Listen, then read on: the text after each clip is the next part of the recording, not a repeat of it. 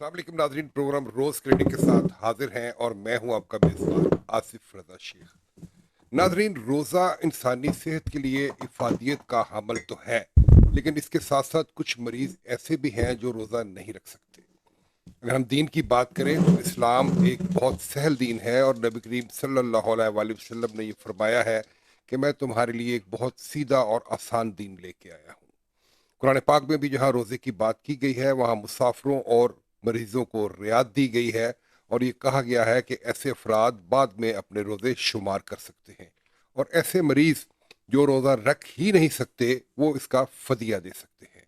नाजरीन, आज हम बात करेंगे रोज़े की अफादियत पर और ऐसी बीमारियों के हवाले से जिनमें अगर मरीज रोज़ा रखना चाहते हैं तो उनके लिए ज़रूरी है कि वो अपने डॉक्टर से मशवरा करें।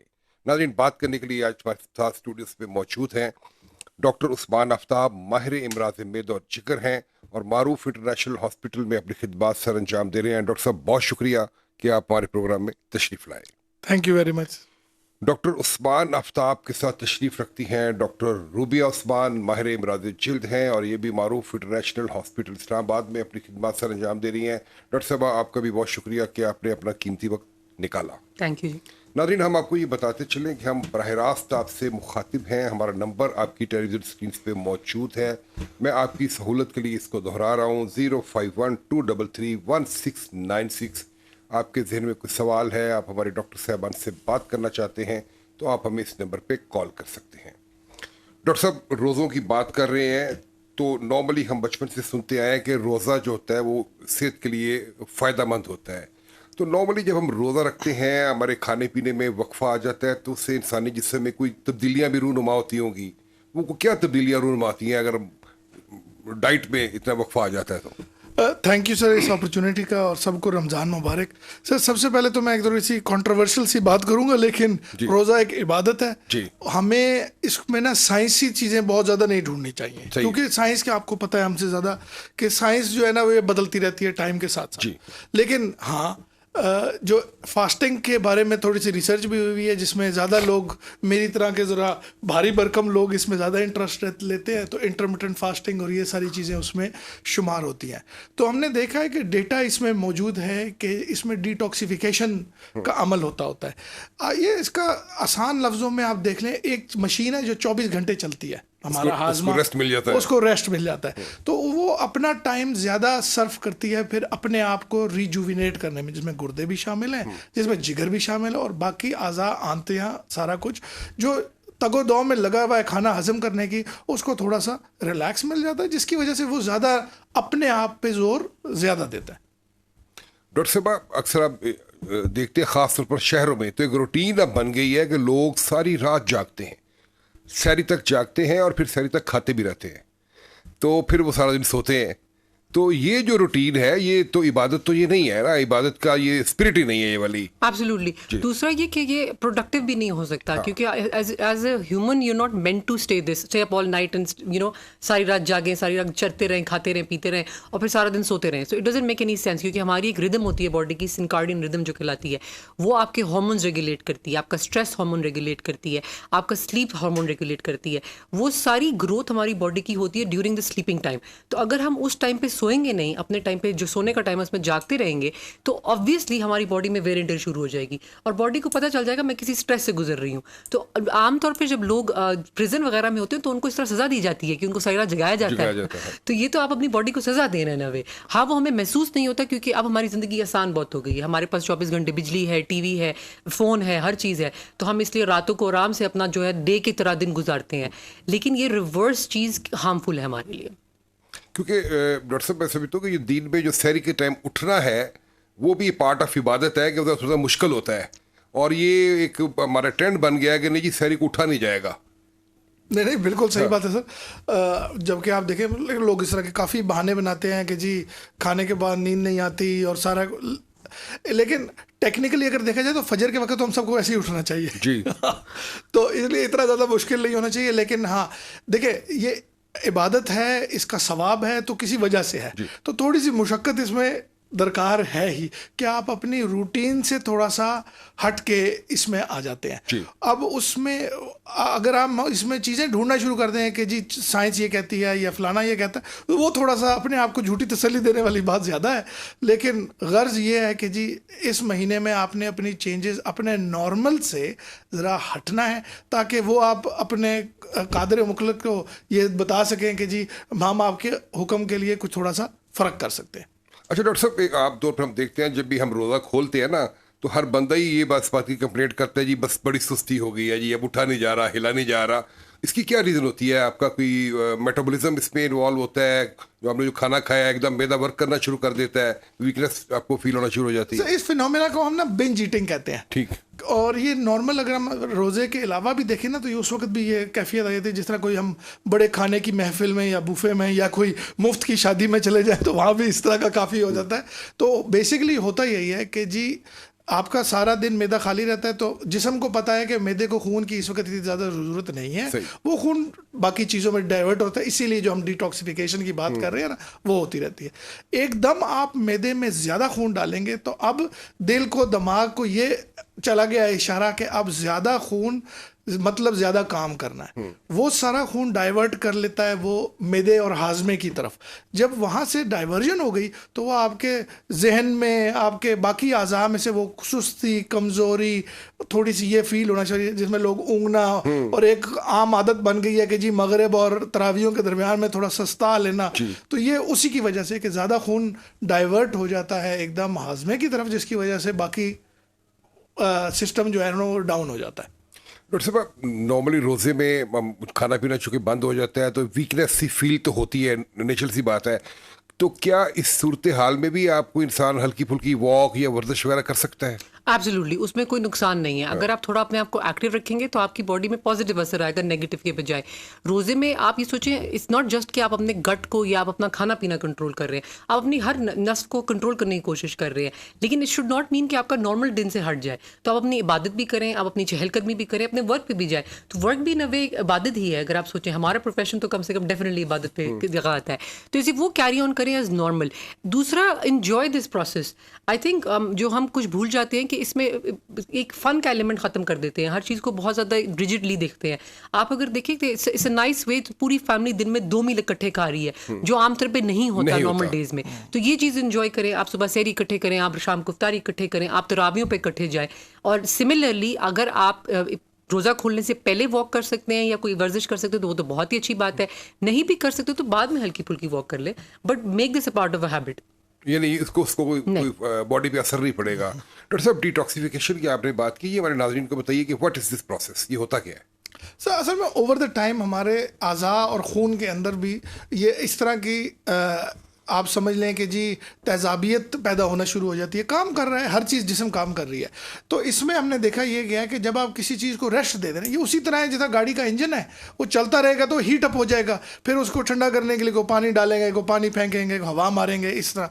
तो इसको, इसी अमल को अगर आप उस तरह लें कि जी खून के अंदर ये तेज़ाबियत और ये जो एक बार खाना हज़म होने के बाद जो अवामिल पैदा हो गए हैं उनको निकालने का अमल, तो जब हम एक चीज़ को डाइवर्ट कर लेंगे अपने हाजमे से खून को बाकी चीज़ों की तरफ, तो आपका जो इसमें वो कोएंजाइम्स और ये सारी चीज़ें भी बनती हैं, ये इसमें डिटॉक्सिफाइंग एजेंट्स होते हैं, ये सारे अपनी बॉडी आपकी रिलीज़ करती है। तो ये सब एक टाइम मिल जाता है बॉडी को अपने आप को रीसेट करने के लिए। और एक और चीज़, सॉरी मैं बात करूंगी, कैंसर हमारे आजकल बहुत ज़्यादा फैला हुआ है, बहुत कॉमन होता जा रहा है। सो फास्टिंग, ड्राई फास्टिंग खास तौर पे, इसमें रिसर्च ने प्रूव किया है कि वो जो सेल्स जो कैंसर प्रोड्यूस करते हैं उसका खात्मा आपकी बॉडी खुद जो किस तरह कर सकती है वो ड्राई फास्टिंग है। उसमें इंटरमिटेंट फास्टिंग भी रोल प्ले करती है, जिसमें हम जो आमतौर पे लोग अपना हेल्दी ईटिंग के लिए करते हैं, जिसमें आप फ्लूइड्स ले सकते हैं। लेकिन जो हमारी जो मज़हब की जो ड्राई फास्टिंग है, जिसमें आप पानी भी नहीं पी सकते हैं, उसमें वो प्रोसेस शुरू हो जाता है जिसमें वो ट्यूमरजेनिक सेल्स जो कैंसर प्रोड्यूसिंग सेल्स हैं उनकी डिस्ट्रक्शन शुरू हो जाती है। This has been scientifically proven, इस पर स्टडीज़ हुई हुई है। उन्होंने डे 1 और before Ramzan and after Ramzan and during Ramzan लोगों की जो सर्टन ट्यूमर मार्कर्स हैं उनका टेस्ट किया हुआ है और उसमें प्रूफ किया हुआ है कि this works this way. Doctor साहब, ऐसे जो लोग हैं जो मैदे के मरीज़ होते हैं, अक्सर वो कहते हैं जी कि हम रोज़ा नहीं रख सकते, हमसे बर्दाश्त नहीं हो पाता, वो हमारा मैदा खाली होता है तो जनाब वो सर को गैस चढ़ जाती है या इस तरह की कैफियत हो जाती है, तो व्हाट इज दिस, ये फिनोमेना क्या है? सर नहीं, आपने बिल्कुल सही फरमाया। और कई हमारे पास शरारती किस्म के दोस्त आते हैं ये छुट्टियां लेने भी रोज़ों से बिल्कुल पहले। देखिए ये एक चेंज ऑफ हैबिट है। अगर आप इसमें मुझसे पूछें कि जी हैंड ऑन हार्ट क्या ये कोई मूजी बीमारी है जिसकी वजह से एक प्रॉपर उज़र पैदा होता है, नहीं। इसका ज़्यादा फैसला तो मरीज़ खुद कर सकता है कि जी वो कोई चीज़ कर भी सकता है, ये रोज़ा कर नहीं कर सकता। लेकिन अगर आप मुझसे पूछें क्या इसमें कोई फ़नी ख़राबी है या इसमें कोई स्ट्रक्चरल प्रॉब्लम जिसे कहते हैं, वो नहीं है। इसमें अमूमन जो लोगों का इशू हो रहा होता है ना, वो ये हो रहा था कि चेंज बहुत जल्दी आ जाती है कि आप पिछले महीने की 29-30 तारीख तक तो बिल्कुल नॉर्मल चल रहे थे और यकम को एकदम आपका रीसेट होता है। सही। उसमें हाजमे के प्रॉब्लम बहुत ज़्यादा लोगों को शुरू होते हैं। Gas, eating habit drastically change हो जाती हैं, जिसमें हमारी जो ईटिंग चीज़ें हैं, जो तेल का इस्तेमाल, मिर्चों का इस्तेमाल, मसालों का इस्तेमाल एकदम बढ़ जाता है, तो जिसकी वजह से गैस और ये सारी प्रॉब्लम्स आने हैं। लोगों को कब्ज़ की शिकायत होना शुरू हो जाती हैं पानी की कमी की वजह से। मैं तो अपने हर मरीज़ को कहता हूँ जिनको इस तरह का प्रॉब्लम है, यानी कि उनका बाउल सेंसिटिव है, वो एक ट्रायल रन कर ले leading up to the Ramzan, कि आप बेशक रोज़े की नीयत ना रखें, आप इस तरह कर लें कि हफ्ते में 1-2 दिन उस रूटीन को फॉलो करके देख लें कि जी क्या मैं ये कर सकता हूँ कि नहीं कर सकता, ताकि आपका हाजमा थोड़ा सा तैयार हो जाए। और फिर उसमें अगर अद्वियात की ज़रूरत, किसी को लेने की ज़रूरत पड़े, तो फिर डॉक्टर हाजिर है, ताकि वो एक अच्छा टाइम है, बजाय ये कि रमज़ान सर पे आ गया और अब हम ढूंढ रहे हैं कि यार करना क्या है। कॉलर हमारे साथ है जी, अस्सलाम वालेकुम। अस्सलाम वालेकुम। वालेकुम अस्सलाम जी। जी कहाँ से बात कर रहे हैं? जी मोहम्मद बाबर फैसलाबाद से बात कर रहा हूँ जी। जी बाबर साहब क्या पूछना चाहेंगे? सर ये डॉक्टर साहिबा से पूछना है, जो माहिर इमराज जिल्द हैं, ये मेरी गर्दन पे ना मोके निकले हुए हैं जी, तो बराए मेहरबानी मुझे कोई ट्यूब या कोई क्रीम या कुछ ऐसा वो कर दे।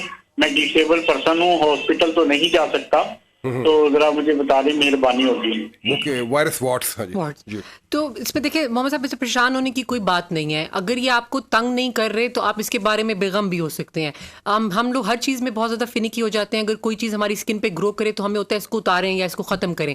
अगर वो चीज़ आपको तंग नहीं करी तो आप उसको छोड़ भी सकते हैं, पहली बात, क्योंकि ये हार्मलेस स्ट्रक्चर्स होते हैं, ये एज के साथ साथ भी बढ़ते हैं। कुछ स्किन टैग्स होते हैं, कुछ वॉट्स होते हैं, डिफरेंट नौयत की चीज़ें होती हैं। अगर आपका बहुत ज़्यादा दिल करे इन्हें उतारने का, तो कुछ पेंट्स ऐसे मिलते हैं जो एसिडिक पेंट्स होते हैं, वॉट ऑफ के नाम से मार्केट में, वो आप इनको रात को लगा के सो जाएं तो अगले दिन वो चीज़ केमिकली आप समझो ऑलमोस्ट बर्न हो जाती है। लेकिन ये सारे प्रोसेस बड़ा स्लोली असर करते हैं। हमारी जिल्द जो है वो बॉटम से हेल्दी स्किन ऊपर आने में कम से कम जो है 2 से 3 महीने लगते हैं, और हम लोग बहुत जल्दबाजी होती है। We want an instant result. Instant result सिर्फ आपको अस्पताल में मिल सकता है, आप आएँ और हम उसको काट पीट के जला दें। लेकिन घर में थोड़ा स्लो एंड स्टेडी होगा। पुराने ज़माने में लोग एक ऊँट के बाल को भी बांध दिया करते थे, वो बड़ी मशहूर है, जो हमें ट्रेनिंग के दौरान हमारे एक प्रोफेसर ने बताया था, लेकिन वो आप प्लीज ना कीजिएगा। वो ना कीजिएगा। अच्छा डॉक्टर साहब, एक और बड़ा जो ट्रेंड पाया जाता है, सहरी को ना हमने पराठा भी खाना होता है, हमने सालन भी खाना होता है, फिर हमने दही भी लेना होता है, फिर हमने चाय भी लेनी होती है, ये कोई चीज़ रह ना जाए। तो इस तरह का जो ट्रेंड है, इसका क्या इफेक्ट होता है? नहीं, मैं इसमें खुद भी शामिल हूँ। मैं कहूँगा मेरे जो फैमिली मेम्बर्स घर में देख भी रहे होगे, वो कहेंगे ये खुद भी यही करते। असल में ना, अगर आप अपने नॉर्मल रूटीन, मगर सॉरी मैं रोक रहा हूँ, और हर में 3 गिलास पानी भी पीना होता है, और उसके बाद कहते हैं अब उठा नहीं जा रहा। असल में ये आप ये समझे आपके हमारे दिल का फतूर या दिमाग का फतूर, इसमें आप ज़्यादा कहेंगे। अगर मैं अपने आप को बैठ के देखूँ ना, तो जो मैं नॉर्मल डे में खा रहा होता हूँ ना, अगर बेस्ट ये चीज़ है कि हम अपनी वही डाइट की रूटीन कायम रखें। हम लोगों को थोड़ा सा हो जाता है कि यार पता नहीं क्या हो जाएगा दिन में, और आजकल के रोज़े जो जिस तरह आए में है, ये तो 13-14 घंटे का रोज़ा है, बहुत लंबा भी नहीं है। और अगर हम 1 मिनट के लिए सोचें ना, तो शायद हम में से बहुत लोग दुनिया अपने आम दिनों में इतना भूखा रहते हैं इन दिनों में कि जी सुबह नाश्ता किया और फिर घर जाके शाम को खाना खाया, दरमियान में कोई छोटी मोटी चीज़ कर ली, तो आपने असल में वो चीज़ छोड़ी है। इसका असर जैसे हमने पहले भी डिस्कस किया, हम बिंज ईटिंग जैसे ही करेंगे ना, तो इसमें बहुत ज़्यादा इशू जो लोगों को होना शुरू हो जाता है, वो सहरी के बाद रिफ्लक्स का है। सही, यानी कि आपने अपने आप को भर लिया, अब नमाज पढ़ी और नमाज के बाद सबने कामों पे जाना है ना, तो सारे कह रहे हैं कि यार घंटा 1.5 घंटा ना मैं ज़रा सस्ताल हूँ ना, अगर तो ये बहुत अच्छा हो जाएगा।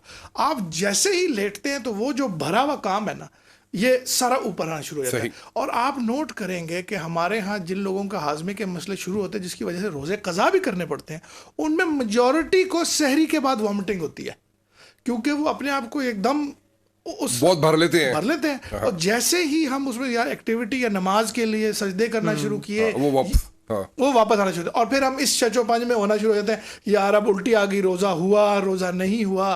तो अगर हम सहरी, ठीक है अफ्तारी के वक्त सबका दिल करता है, एक त्यौहार भी बना होता है घर में, लेकिन अगर हम सहरी को थोड़ा सा कंट्रोल कर लें कि जी पानी पहले पी लिया करें सहरी करने से पहले, ताकि वो ओवर ईटिंग में शुमार ना हो। उसके बाद जैसा जो जिसका दिल है वो अपना रूटीन करे, ऑयली चीज़ें थोड़ी सी कम कर लें, जहाँ बचता है वहाँ बचा लें। और लेकिन इसमें बॉटम लाइन यही है कि ना बिल्कुल ज़िंदगी का आखिरी खाना समझ के खा जाए। कॉलर है जी हमारे साथ, अस्सलाम वालेकुम। वालेकुम सलाम जी, कहाँ से बात कर रहे हैं? मैं जिला पाकपतन से। क्या पूछना चाहेंगे? टीवी की आवाज़ बंद करें, टीवी की आवाज़ बंद करें।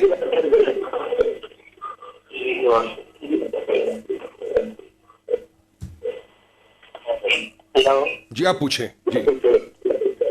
एलर्जी का मसला है। आपने टीवी की आवाज़ बंद नहीं की, हमें आपकी बात समझ नहीं आ रही है।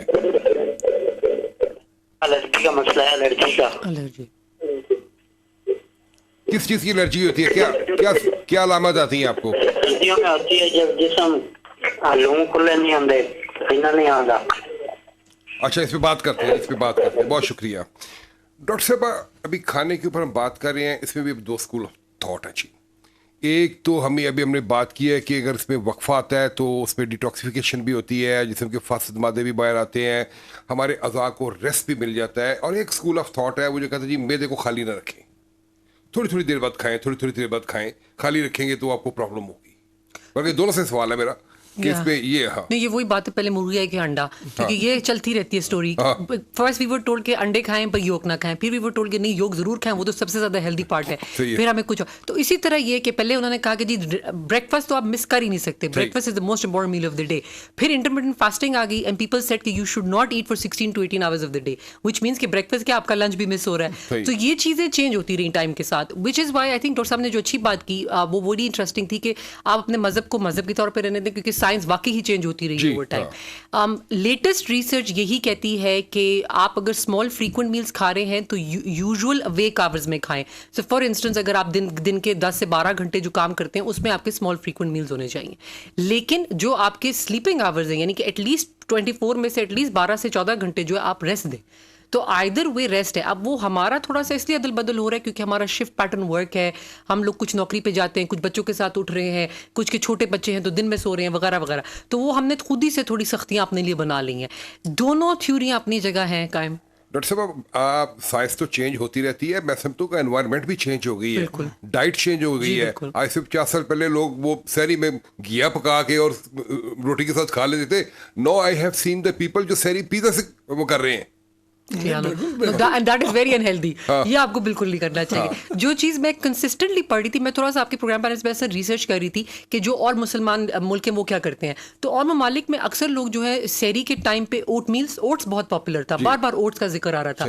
और हमारे यहाँ तो दलिया वो कमजोर लोगों की निशानी पाई जाती है। दलिया खाना तो हम या डाइटिंग के वक्त खाते हैं या जो बेचारे बीमार होते हैं, तो ये दो है। तो वो रिकरेंट थीम था कि आप दलिया खाएं, ऊपर थोड़ा पीनट बटर डाल दें, and it was such a nice balanced meal. और इफ्तारी के टाइम पे शोरबा या सूप या स्ट्यूज का जिक्र था, क्योंकि आपकी वाटर कंटेंट जो है आप अपने खाने से भी ले रहे हैं। अगर आप सिर्फ और सिर्फ मुर्गन गज़ाएं, आप सिर्फ और सिर्फ फ्राइड चीजें खा रहे हैं, वो आपको सारा डिहाइड्रेट कर रही हैं, आपका सारा पानी पहले ही जो कम है वो सक कर रही हैं। और अगर आपने शोरबा या स्टू या सूप इन चीजों से अगर खोला है जो आपके मैदे पे भी जेंटल है, आपको नरिशमेंट भी मिल रही है, पानी भी मिल रहा है। और अगर आप सोचें तो हम दिन में 6 गिलास पानी तो नॉर्मली पीते हैं बमुश्किल, तो आप 2 पिए अपनी मगरिब के टाइम, 2 पिए इशा के साथ, 2 तरावियों के बाद, तो 6 गिलास तो पूरे हो गए। तो फिर 8 गिलास सहरी से पहले ना पिए तो अच्छा है। सही है डॉक्टर साहब। दूसरी जो हमारी रूटीन रमज़ान में होती है कि रोज़ा हमने फ्राइड चीज़ों से खोलना होता है, समोसे भी हैं, कचौरियाँ भी हैं, पकौड़े भी हैं। फिर वो फौरी हम कहते हैं जी अब खाने की भूख नहीं है, अब खाना खाएंगे 10 बजे। फिर 10 बजे हमने खाना भी खाना है और फिर 2 घंटे बाद सहरी भी करनी है, वो भी पेट भर के। सो व्हाट इफेक्ट्स ये हमारे मैदे के ऊपर? हम एक तरफ कह रहे हैं जी रोज़ा डिटॉक्सिफिकेशन कर रहा है और मैदे को रेस्ट दे रहा है, ठीक है, और ये रात को क्या हो रहा है मैदे के साथ? देखिए ना, ये रोजा 2.0 है। ये 21वीं सदी का रोजा है, इसलिए इसमें इस तरह की चीजें, वो रात जागना और रात की महफिलें और फिर रात को सारे खाने खाना, असल में जो अगर तो मैंने फ्राई चीज़ों के खिलाफ बातें की तो मेरे खिलाफ फतवा आ जाएगा। ये मैं अपने मरीजों को भी कहता हूँ कि रमजान में तो पकौड़ों के खिलाफ आपने बात नहीं करनी, लेकिन इसमें ये आपने बिल्कुल सही बताया कि जी कि फैमिली, डिफरेंट फैमिलीज इसी तरह करती है कि मगरिब ब्रेक ले ली और फिर थोड़ी देर बाद दोबारा खा लिया। उसका इशू सिर्फ यही है कि आप एक बार बार खाते हैं ना तो आप ज़्यादा खाते जाते हैं। आप बेशक ये करें, ये ठीक है, इसमें ऐसी कोई बात नहीं है, लेकिन एक चीज़ का ज़रूर एहतमाम करें कि लास्ट मील जो होता है, जो ये बात तब आम दिनों में भी सादिक आती है और अब भी, कि सोने से पहले या लेटने से पहले 1-1.5 घंटा आपने पहले लास्ट मील लेना है। सही है। जब मर्जी, जो मर्जी आपका टाइम है, क्योंकि वरना वही हाजमे के मसले, वही उल्टियाँ, वही भारीपन, वही गैस, ये सब होना शुरू हो जाती है। और उसके बाद इशू यही है कि जी आप रात 12 बजे तक तो आपने खाया, लेकिन सुबह 4 बजे सहरी पे उठे तो वो हौका है दिल का कि पता नहीं क्या हो जाएगा अगर नहीं खाएंगे। फिर आप बस ठूस गए अपने आप को जो जरूरत नहीं भी है ना वो भी खाई जा रहे हैं। और इसमें हमने देखा है कि जो चीज़ें आपको नॉर्मली पसंद नहीं है ना वो भी ज़्यादा पसंद आना शुरू हो जाती है, वो भी खाना शुरू कर देते हैं। तो इसमें थोड़ा सा एतदाल कर लें, पोर्शन कंट्रोल ठीक है, लोग करते हैं इस तरह कि डिवाइड करके रखते हैं, वो अपनी रूटीन नहीं बदलना चाहते आम रात के खाने की, विच इज़ फाइन, लेकिन फिर वो अफ्तारी के टाइम थोड़ी क्वान्टिटी ले लें फ्राइड फूड, वो तो हमारा नेशनल झंडे पे आ जाएंगे, लेकिन क्वान्टिटी कम कर लें। डॉक्टर साहब, हम नॉर्मली साइकोलॉजी में बात करते हैं कि ह्यूमन जो होता है ना, वो बड़ा इंसान बड़ा रिएक्टिव होता है। हम यहाँ बैठ के सारी रात बात करते रहे ना तो वक्त का पता भी ना चले, लेकिन अगर यहाँ पे किसी को कह दिया जाए ना कि आपने 2 घंटे यहाँ से नहीं उठना, तो 2 घंटे गुजारने मुश्किल हो जाते हैं। और जैसे आपने पहले बात की कि सारा दिन आम रूटीन में हम कुछ ना खाएं, कोई परवाह नहीं होती, और रोजे में हम 4 बजे घड़ी देखते हैं कि कब खुलना है, कब खुलना है, कब खुलना है। सर दर्द हो रहा होता है, किसी को कुछ रश पड़ रहा होता है। डॉक्टर साहब, थोड़ी सी हम डिजीज़ के हवाले से बात करते हैं कि ऐसे लोग जिनको मैदे या आंतों में अल्सर वगैरह की प्रॉब्लम होती है, उनको रोज़े से क्या प्रॉब्लम हो सकती है? सर जनरली इसमें कोई ममानियत नहीं है, कोई ऐसी बात नहीं है। हाँ, अगर आपको बिल्कुल रिसेंट, यानी कि आप कहें कि जी रमज़ान से हफ्ता डेढ़ पहले अल्सर फट गया या उस वक़्त कोई तशख़ीस हुई है अल्सर की, तब हम आपको कह सकते हैं कि ठीक है, हफ्ता आप ना इसको वेट कर लें। लेकिन अगर आपने 2 से 3 हफ्ते आपके इस बीमारी के तय्युम में गुजर गए और आपने दवाइयाँ बाकायदगी से खाई हैं और आप स्टेबल हो चुके हैं, तो इसमें कोई इशू नहीं है। अल्सरों में भी कई तरह के अल्सर हैं। कुछ अल्सर खाने के बाद ज़्यादा तकलीफ देते हैं, कुछ अल्सर खाने के बाद बेहतर हो जाते हैं। तो ये उसकी लोकेशन पे, हम जो पेप्टिक अल्सर डिजीज़ वो कहते हैं कि उसकी वजह से फ़र्क पड़ता है। लेकिन अगर आप मुझसे स्ट्रिक्टली पूछें कि जी अल्सर का मरीज़ रोज़ा नहीं रख सकता, ऐसी कोई बात नहीं है। जिस तरह हमने पहले भी वो टच की कि जी लोग कहते हैं जी खाली पेट रहेंगे तो तकलीफ़ हो जाएगी, ऐसा कुछ प्रूवन नहीं होता।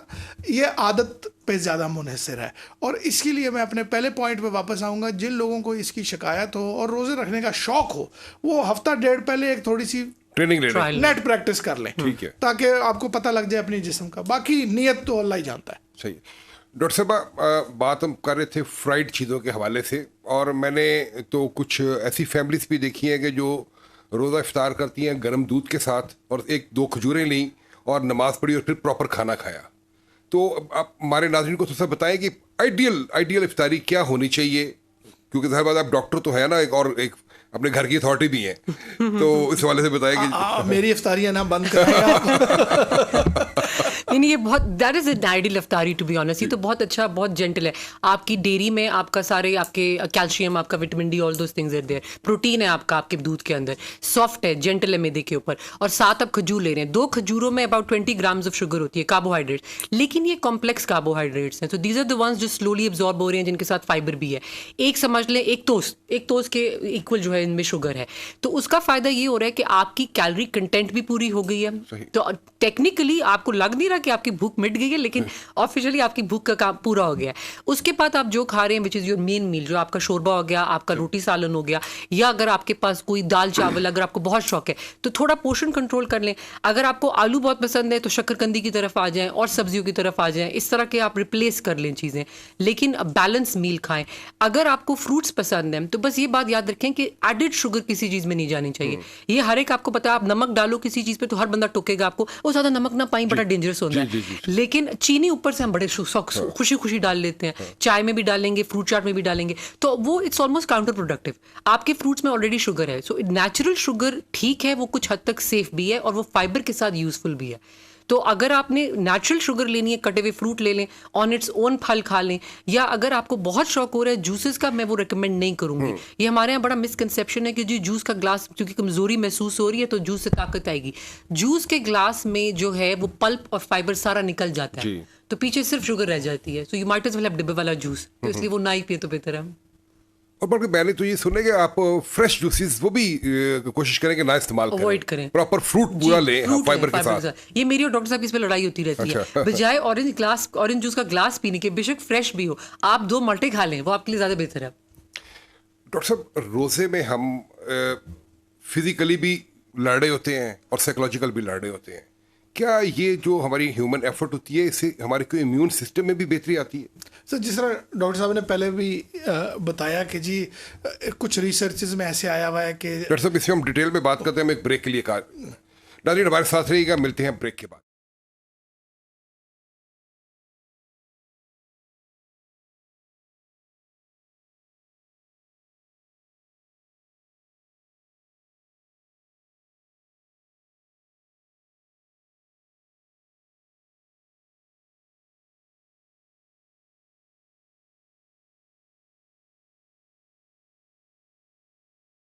वेलकम बैक नाज़रीन। डॉक्टर साहब बात कर रहे थे इम्यून सिस्टम के हवाले से, तो क्या रोज़ा हमारे इम्यून सिस्टम में भी कोई बेहतरी लाता है? तो जिस तरह हम डॉक्टर साहब ने पहले बात की कि जी एंटी कैंसर, जिसमें वो सेल्स जो आपका जिसम खुद इनको प्री कैंसरस सेल्स के साथ लड़ता है, वो एंटी एथेरोस्क्लेरोटिक, यानी कि वो खून की नालियाँ जो ओवर द टाइम बंद होती जाती हैं चर्बी की वजह से, फैट्स की वजह से या प्लाक्स की वजह से, जो आगे जाके एडवांस स्टेजेस में स्ट्रोक या हार्ट अटैक का बायस बन सकती हैं उनको, और एंटी इन्फ्लेमेटरी यानी कि सोजे, ख़ास तौर पे जोड़ों के मसले। आपको बहुत लोग ऐसे मिलेंगे जो कहते हैं कि रमज़ान के अंदर ना हमारे जोड़ों की दर्दें बेहतर होना शुरू हो जाती हैं, कुछ कर नहीं रहे लेकिन फिर भी ये 3 चीज़ें इंप्रूव होती हैं। प्लस एंटीऑक्सीडेंट्स जो है आपकी बॉडी वो रिलीज़ करती है, जो आपको ये एंटी इन्फ्लेमेटरी और इम्यून सिस्टम आपका जो है ना वो मज़ीद बढ़ाते हैं। जो जैसा मैंने कहा कि ये रिसर्चेस चेंज ज़रूर होती रहती है, लेकिन हमने देखा है कि इसमें नुकसान इतना रिसर्च में किसी में आया नहीं, फायदा ही है अभी तक प्रूव हुआ है। सही है। कॉलर हमारे साथ जी, अस्सलाम वालेकुम जी, कहाँ से बात कर रहे हैं? कराची जी, क्या पूछना चाहेंगे? सर, मैदे के लिए सबसे बेहतरीन दवाई अगर कोई तजवीज़ हो हमारे लिए। दोबारा बोलिए, समझ नहीं आया। सर, मुझे मैदे का प्रॉब्लम है, जैसे फर्नीचर वगैरह कुछ भी खाते हैं तो बहुत जलन से होती है, मुंह में तेजाब या तो जाना है। मेरे ख्याल में गुर्दे का उन्होंने लफ्ज इस्तेमाल किया, लेकिन शायद मैदे में जलन की बात कर रही होंगी। मैदे में जलन जाहिर बात है, जिस तरह हमने पहले भी इस प्रोग्राम में बात की कि जी खाने की हैबिट्स चेंज हो जाती हैं, जिसकी वजह से मैदे में सोजिश, जलन हो जाती है। अगर हम उस तरह कोशिश करें कि बेहतर है कि अद्वियात के बगैर ये काम बन जाए तो ठीक है, अगर नहीं बन रहा तो फिर इसको लाइटली ना लें। अगर आपने चेंज कर लिया डाइट और उसके बाद भी तकलीफ हो रही है तो फिर बेस्ट ये है कि जी मुआलिज को दिखा लें। जो गुर्दे की इन्होंने दूसरी बात की कि वो अब समझ ज़्यादा नहीं है, लेकिन अगर गुर्दे की किसी को तकलीफ है और वो एडवांस स्टेज की तकलीफ है तो हाँ, उन लोगों को डिहाइड्रेशन की वजह से प्रॉब्लम आ सकती है। तो इसलिए वो इस चीज़ को ज़रा सीरियस लें, गुर्दे का प्रॉपर चेकअप हुआ हो, क्योंकि डिहाइड्रेशन की वजह से ये ना हो कि वो गुर्दे की डिजीज़ बढ़ जाए। आई थिंक इसमें एक मेडिकल उज़र होगा रोज़ा ना रखने का। सही है।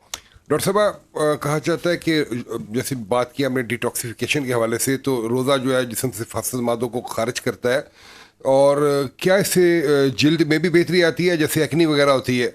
प्रोवाइडेड अगर आप खाना पीना अपना हेल्दी रखें, क्योंकि डिपेंड्स कि आप खा पी क्या रहे हैं। अगर आप खाने पीने में बहुत हाई शुगर कंटेंट ले रहे हैं तो ज़्यादा चीनी वाली चीज़ें खाएं, ज़्यादा ऑयली चीज़ें खाएं तो एग्रीवेट भी हो सकती है। पर अगर आप जो आपकी नॉर्मल डाइट है और नॉर्मल डे जो आप खाते हैं वही आप रोज़ों में भी कैरी ऑन करें तो आपकी स्किन भी आपको 100% ज़्यादा हेल्दी लगेगी, क्योंकि आप जिस तरह अपनी बॉडी को रेस्ट दे रहे हैं आपकी स्किन को भी रेस्ट मिल रहा है। और हमारी जो जिस समय उसमें बड़ी अल्लाह ने एक बड़ी अच्छी चीज़ पैदा की कि we try to rejuvenate ourselves constantly, तो ये कॉन्स्टेंटली अपने आप को रीबिल्ड कर रहा है, हर ऑर्गन रीबिल्ड कर रहा है, काफ़ी हद तक काफ़ी उम्र तक ये चलता रहता है प्रोसेस, तो वो डेफिनेटली अच्छा पॉजिटिव असर होता है। डॉक्टर साहब, टाइप 1 और टाइप 2 डायबिटीज़ जो है ये क्या होती हैं? सर आसान अल्फाज में टाइप 1 डायबिटीज़ का मतलब है कि आपके जिस्म ने, आपके लुबलुबे ने खुद इंसुलिन बनाना बंद कर दी। वो उम्र के किसी हिस्से में भी हो सकती है लेकिन जनरली जवानियों में शुरू होती है। टाइप 2 डायबिटीज़ का मतलब यह है कि आपका जिस्म बना तो रहा है इंसुलिन, लेकिन वो एक या काम नहीं कर रही सही जगह, या दूसरी कि वो उसकी उतनी तादाद नहीं बना रहा जो इसके लिए आपको ज़रूरत है। तो दोनों में थोड़ा सा आसान अल्फाज में ये फ़र्क है। टाइप 2 डायबिटीज़ के लिए एक चीज़ ज़रूर याद रखनी चाहिए कि अगर टाइप 2 डायबिटीज़ आपको तब होती है जब तकरीबन आपका जो लुबलुबा है ना वो 50% तक काम करना बंद कर दे। उसके बाद हर साल 4% वो मज़ीद अपने डाउनफॉल लेता है। तो अगर आप इसमें देखें तो अगले 10-12 साल में वो अपना मुकम्मल तौर पे अपना काम करना काफ़ी कम कर देता है। इसकी वजह से हमने देखा गया है कि जी टाइप 2 डायबिटीज़ के मरीज़ 10-12 सालों बाद इंसुलिन पे शिफ्ट होना शुरू हो जाते हैं। ठीक, कॉलर हमारे साथ है। अस्सलाम वालेकुम। जी अस्सलाम वालेकुम जी। वालेकुम सलाम। कहाँ से बात कर रहे हैं? जी मैं रावलपिंडी से बात कर रहा हूँ, हारून जी। क्या पूछना चाहेंगे? मैं कुछ भी खाता हूँ, कोई सेब वगैरह कोई इस तरह की चीजें या ऑयली चीजें खाता हूँ तो मेरे जो सीने पे, जिगर के राइट साइड पे बहुत ज्यादा वर्म रहती है और मुझे कुछ भी सेब वगैरह ऐसी चीज खाने से उल्टी हो जाती है। इसमें सर ज़रूरी बात एक ये ज़रूर देखने की होगी कि क्या ये चीज़ें रमज़ान से पहले भी हो रही थी कि रमज़ान के दौरान शुरू हुई हैं?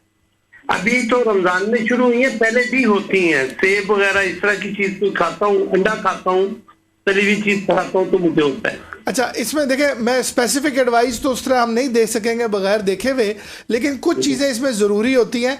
एक आध अल्ट्रासाउंड वगैरह करा लेना चाहिए, क्योंकि हमने ये बहुत देखा है कि जिन लोगों को पथरी का मसला हो, ख़ास तौर पे पित्ते में, वो जब अपनी डाइट चेंज करते हैं ऑयली चीज़ों पे, मैं डराने की आपको कोशिश नहीं कर रहा, लेकिन ये उस तरह की चीज़ है कि अगर आपने अपना ऑयल कंटेंट बढ़ा लेना तो, या जिस तरह चावलों के साथ भी लोगों को प्रॉब्लम होता है, फ्राई चीज़ों, अंडों का आपने जिक्र किया, इनके बाद या पल्प वाली चीज़ों का, तो उसके बाद ये प्रॉब्लम आ सकता है। तो बेस्ट इसमें यही है कि एक बार अपने मौलिज को दिखा लें ताकि गैर ज़रूरी पैसे खर्च ना हो टेस्टों में, और शायद ये मसला एक आधी गोली से या थोड़ा सा खाना चेंज करने से ही हल हो जाए। लेकिन नहीं हो रहा तो इसमें एक सादा सा अल्ट्रासाउंड होना चाहिए ताकि हमें ये पता लग जाए कि यार ये पित्ते की पथरी का मसला तो नहीं है। दूसरा सर ये भी है कि मुझे स्किन में खारिश बहुत रहती है, सर्दियों में बहुत ज्यादा होती है और गर्मियों में जो है ना वो खत्म हो जाती है। चले अभी आज बात हम कर रहे हैं जी रमजान शरीफ के हवाले से, इस पे बाद में बात करेंगे। डॉक्टर साहब, अगर टाइप 2 का कोई पेशेंट रोजा रखता है तो उसके लिए क्या मसाइल पैदा हो सकते हैं टाइप 2 डायबिटीज का? तो उस पर सबसे ज़्यादा ज़रूरी चीज़ है जो हम बार बार कह रहे हैं, trial runs are very important. दूसरी चीज़ हाइपोग्लाइसीमिया अवेयरनेस, ये बहुत ज़रूरी है। यानी कि आपका ब्लड शुगर जब बहुत ज़्यादा नीचे गिर जाता है, क्या आपको पता चलता है कि नहीं पता चलता? आपकी बॉडी आपको क्लूज देती है, बट आप उन क्लूज को पकड़ सकते हैं कि नहीं। उसका रौला ये होता है कि अगर आप नहीं पकड़ सकते उन क्लूज को, आप अनअवेयर है, तो फिर वो आपके लिए जानलेवा हद तक खतरनाक हो सकता है। तो ये सबसे पहला सवाल आपका जो डॉक्टर भी पूछेगा वो यही पूछेगा कि आया जब आपकी शुगर लो होती है आपको एहसास होता है उस बात का, और आप फिर क्या करते हैं। दूसरा जो ज़रूरी चीज़ है वो ये कि आपके पास एक रूटीन जनरल फिजिशियन या मेडिकल स्पेशलिस्ट होना चाहिए जिसके पास आपका रिकॉर्ड हो, और वो आपको ये बताएगा कि हाँ जी आपका इतने सालों से ये चलता आ रहा है, आपके लिए क्या अच्छी चीज़ है क्या बुरी चीज़ है।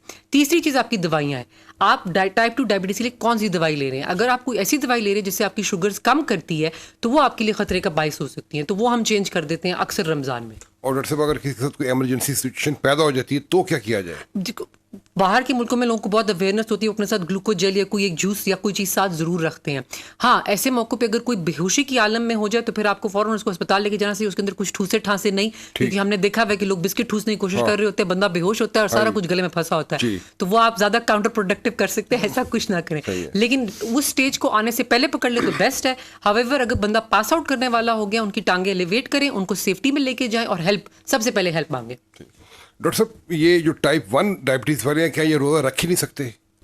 सर इसमें ना ज़रूरी, जिस तरह हम बार बार कह रहे हैं, ये ट्रायल रन वाली चीज़ है। अब उसमें डिपेंड ये करता है कि आपकी इंसुलिन कितनी है, और जिस तरह डॉक्टर साहब ने कहा ना कि आपको हाइपोग्लाइसीमिया का कितनी अवेयरनेस है। सही है। अमूमन देखा ये जाता है कि हमारे यहाँ जो टाइप 1 डायबिटीज़ वाले अमूमन ना 3 से 4 बार डेली टाइम इंसुलिन पे होते हैं, और उनके लिए थोड़ा सा इंसुलिन डिफरेंट है। वो खाली शुगर कम करने का नहीं है, वो उनका स्ट्रेस हार्मोन भी है, उनका इम्यूनिटी हार्मोन भी है, उनका फर्स्ट लाइन ऑफ डिफेंस भी है, तो उनके लिए ज़रा थोड़ा सा डिफरेंट है। हम अगर मैंने आज किसी को बताया कि जी उसको टाइप 1 डायबिटीज़ हो गई, तो हम उसे शुरू पे कहते हैं कि आप इस साल वाले रोज़े ज़रा देख लें, उसको अवॉइड कर लें, ताकि अगर आप एक रूटीन में आ चुके हैं, अगर आप काफ़ी अरसे से आपकी एक टाइप 1 डायबिटीज़ चल रही है जो स्टेबल है, आप उसके वेल अंडरस्टैंड करते हैं सारे कॉन्सिक्वेंसेस भी, तो हाँ फिर कुछ अर्सा पहले अपने मौलिद से मिले, और ऐसी इंसुलिन आ गई हुई हैं जो हम मैनेज कर सकते हैं। उनकी टाइमिंग भी ऐसी कर सकते हैं कि जिस तरह अब सर्दियों के रोज़े आना शुरू हो जाएंगे, तो रोज़े का टाइम कम हो जाता है, तो जिन लोगों का दिल करता है, सबका इबादत का दिल करता है, तो फिर उनकी इंसुलिन इस तरह मैनेज कर ली जाती है कि जो फास्टिंग टाइम है उनका, जो आमतौर पर रात 8 बजे सुबह 8 बजे वाला होता है, वो हम उसको चेंज कर देते हैं सुबह वेक आवर्स में। लेकिन इसके लिए ज़रूरी यही है कि आपकी जो टाइप 1 डायबिटीज़ है वो स्टेबल हो, आप ठीक हो, आपकी अवेयरनेस जो है हाइपोग्लाइसीमिया की वो हो, और आप अपने मौलिद से एक बार चेक करा के दवाई सेट करा चुके हों, फिर यस, वरना मेरे ख्याल में उज़र इसमें बनता है। और एक वेबसाइट है diabetes.org.uk। I would like to share this with everybody. ये फ्री वेबसाइट है, इन्फॉर्मेशन फॉर एवरीबडी। हर रमज़ान में वो नशर करते हैं, पूरा मेन्यू बताते हैं आपको किसके लिए किस तरह, तो ये सारी इन्फॉर्मेशन वहाँ पे, जो मुझे बड़ा अच्छा लगता है। और वो बड़ा इमामों से भी वो बातें पूछते हैं, रिलीजियस पर्सपेक्टिव भी बताते हैं, रिलीजियस स्कॉलर से भी इन्फॉर्मेशन देते हैं, तो वो आप लोग देख लें तो बहुत फ़ायदा होगा। कॉलर है जी हमारे साथ। अस्सलाम वालेकुम। जी अस्सलाम वालेकुम। वालेकुम अस्सलाम। कहाँ से बात कर रहे हैं? मैं लाहौर से बात कर रहा हूँ, यूसुफ। जी यूसुफ, क्या पूछना चाहेंगे?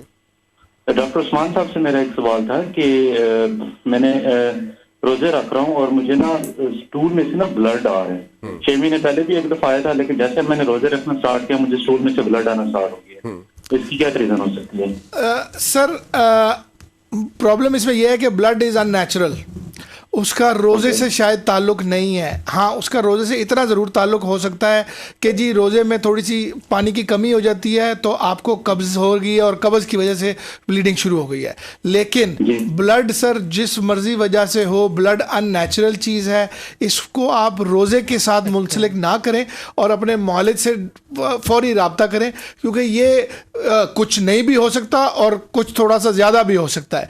तो अगर खून आ रहा है तो उसका आम रोज़े की अलामत नहीं है, इसको लाइटली ना लीजिएगा और अपने डॉक्टर से इसमें ना राय ज़रूर लें।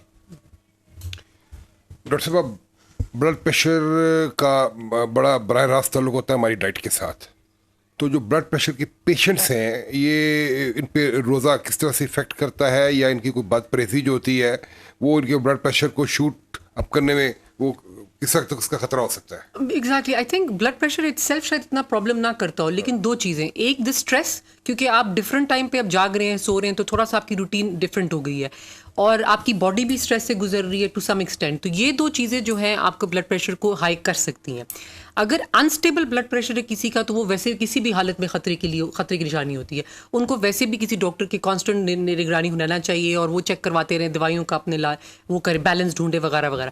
लेकिन अगर आपका ब्लड प्रेशर स्टेबल है, there is no reason why you shouldn't fast. आपको रोजे पे कोई इसका नहीं बुरा असर होना चाहिए, आपकी बॉडी आहिस्ता आहिस्ता एडजस्ट कर लेती है। और आई थिंक आज के प्रोग्राम का जो थीम है कॉमन, वो यही है कि पहले आप प्रैक्टिस रन कर लें, ट्रायल रन कर लें, जो हमने कोई 4-5 दफा बोली है बात। सही है, सही है। यानी वो रोज़े से चंद दिन पहले जो है थोड़ा सा देख लें, अपना वो वक्फा डाल के देखिए कि क्या तबीयत पे क्या असरात आते हैं उसके।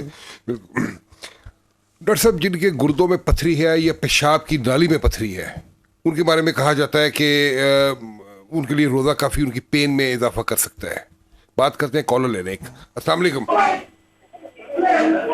अस्सलाम वालेकुम। वालेकुम अस्सलाम जी। टीवी की आवाज़ बंद करें यार। डॉक्टर साहब, मैं 2 साल पहले मुझे डेंगू बुखार हुआ था जी। उससे जो है ना मेरे गुर्दे का एक का रंग जो ना चेंज हो गया। अल्ट्रासाउंड करवाया था जी, तो उसकी वजह से ना वो डॉक्टर साहब कहते थे ये एक गुर्दे का जो लेफ्ट साइड का ना उसका रंग बदल गया है। जी जी। तो वैसे भी जो है ना वो उससे जो है ना उस वक्त मेरे जिगर में अपना पानी पेट में भी पड़ गया था जब डेंगू बुखार हुआ, और काफी यानी उन्होंने कहा था डायलिसिस करवाएं, लेकिन उसके बाद आहिस्ता आहिस्ता जो है ना वो मामला फिर आहिस्ता ठीक होता गया। तो अब जो है ना वो मुझे यही मैंने पूछना है कि ये जो रंग बदल गया गुर्दे का, इसका कोई मसला तो नहीं है? जी बहुत शुक्रिया जी सर। ये जो रंग बदलने वाली चीज़ आप बता रहे हैं ना, बिल्कुल ठीक है। इसका मतलब है कि गुर्दे में थोड़ा सा डैमेज आया है उस बीमारी की वजह से, और जिस तरह इन्होंने बताया कि पेट में पानी पड़ गया था, इसका मतलब है इनको डेंगू ज़रा थोड़ी सी एडवांस डेंगू हुई थी, तो अल्लाह का शुक्र है कि सेहत याबी हुई है। इस सारे का ताल्लुक होगा इन्हिसार उनके ब्लड टेस्ट पे, कि अगर उनको किडनी फंक्शन टेस्ट जिसे हम कहते हैं वो ठीक हो चुके हैं तो बिल्कुल ये अपने रोजे रख सकते हैं। वही हम कहते हैं सर, इसका ताल्लुक है कि उनके किडनी फंक्शन टेस्ट से, अगर उनके किडनी फंक्शन टेस्ट ठीक हो चुके हैं तो वो बिल्कुल रख सकते हैं, और मसला नहीं। और जैसा आपने जो बात की थी पत्थर वाली बात, और यूरेटर के अंदर या पेशाब की नाली में पत्थर, उसमें वो डिपेंड यही करता है कि उनको तकलीफ कितनी है, क्योंकि हमने ये देखा ज़रूर है कि अगर डिहाइड्रेशन हो जाए ना तो टाइम के साथ जब ड्यूरिंग द डे वो उनका स्पेज़म में चला जाएगा जो पेशाब की नाली है, तो उसकी वजह से तकलीफ ज़्यादा हो सकती है। अगर उनको सिम्टोमेटिक स्टोन्स हैं तो फिर उसका एक उज़र बनता है, लेकिन अगर उनको सिम्टोमेटिक स्टोन है तो फिर उनका वैसे ही उनको इलाज कराना चाहिए और वो इलाज की तरफ बढ़ना चाहिए, उसको पाल के ना रखें। ठीक। डॉक्टर साहब, यूरिक एसिड के पेशेंट्स, गोश्त खाने का तो वैसे सबको बड़ा शौक होता है ना जी, और रमज़ान में तो वैसे ही आपको पता है डाइट चेंज हो जाती है, क्या एहतियात करनी चाहिए रमज़ान में उनको? देखिए, रमज़ान में हम डिहाइड्रेट ज़्यादा हो जाते हैं, तो इस वजह से ये मसला होता है सबसे ज़्यादा, क्योंकि आपका जो यूरिक एसिड है वो ऊपर जा रहा है प्रोटीन्स की वजह से, फिर ऊपर से आपको पानी भी कम आ रहा है, तो आप उस तरह उसको एक्सक्रीट नहीं कर पा रहे हैं, आपकी जिस्म उसको रिटेन कर रहा है, फिर आपके जॉइंट्स में दर्द हो सकता है वगैरह वगैरह। अगर तो सिचुएशन बहुत ख़राब है और आपको बहुत रिकरेंट अटैक्स हो रहे हैं तो बेहतर आप इलाज करवाएं और गोली शुरू कर दें। इस चीज़ को ना वो उस तरह ना करें, क्योंकि डैमेज करता रहेगा, हर अटैक आपके जॉइंट को डैमेज कर रहा है, आपकी बॉडी को डैमेज कर रहा है। अगर ऐसा है कि इट्स नॉट सो बैड आप करें, तो फिर डाइट से परहेज़ करना बहुत ज़रूरी है। वाटर इंटेक, जैसे हमने बोला कि आप बड़ा केयर कंफर्टेबली 6 ग्लास पानी तो पी सकते हैं in the 12-14 hours that you have, तो वो आप अपना जारी रखें। और अपनी डाइट में ये ख्याल रखें कि जो चीज़ें जिसमें ज़्यादा प्रोटीन्स है, तो गोश्त और दालें भी, क्योंकि दालों में भी, लेग्यूम्स में भी प्रोटीन बहुत होती है, तो ये चीज़ें जैसे दही बड़े आपके अगर दाल से बन रहे हैं तो वो भी सारा प्रोटीन है, तो आपकी काफ़ी चीज़ें निकल जाएंगी, तो वो आप बड़े आराम से इसकी रिसर्च कर सकते हैं। आजकल तो गूगल ने ज़िंदगी बहुत आसान कर दी है, आपको डॉक्टर की भी जरूरत नहीं, आप गूगल करें uric acid diet that I should not have, और उसमें आपकी सारी इन्फॉर्मेशन मिल जाएगी। वो मैंने देखा है कुछ डॉक्टर्स ने लिख के लगाया हुआ है जी अपने कमरे में, हमारी फीस 3,000, गूगल चेक करके आया तो फिर 5,000। डॉक्टर साहब, हार्ट पेशेंट्स क्या रोज़ा रख सकते हैं? सर ये इसकी नौयत है कि उनकी हार्ट की कंडीशन की नौयत क्या है। अगर बाईपास हो चुका हुआ है, फिर उनकी दवाइयाँ जो है अपने वक्त के वो मुताबिक लेना ज़रा ज़रूरी है, और उनका बैलेंस ज़रा डिफरेंट है।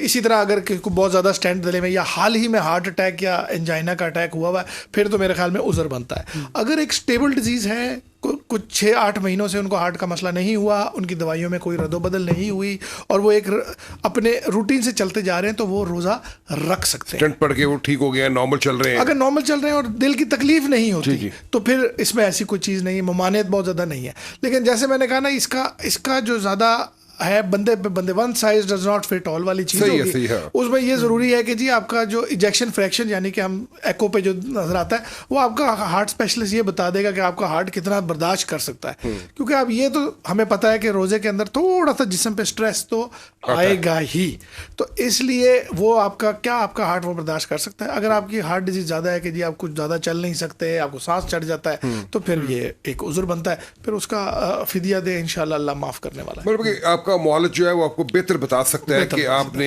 क्या अपना जो लाइफस्टाइल है या रोजे के हवाले से बता सकता है कि आप रख सकते हैं कि नहीं रख सकते, क्योंकि क्रॉनिक डिजीज में इशू वही है कि सबकी एक बराबर नहीं है, मेरी अलग है, आपकी अलग है, हर बंदे की अलग है, तो इसमें बेस्ट यही है कि जी आप टेलर्ड ट्रीटमेंट, हम इससे प्लान कहते होते हैं, वो जिस तरह डॉक्टर साहब ने कहा कि डिफरेंट वेबसाइट्स भी हैं, सारा कुछ है, लेकिन असल वही है कि पेशेंट टेलर्ड केयर इसको हम कहेंगे, ताकि वो आपका मॉलेज ही आपको बेहतर बता सकता है।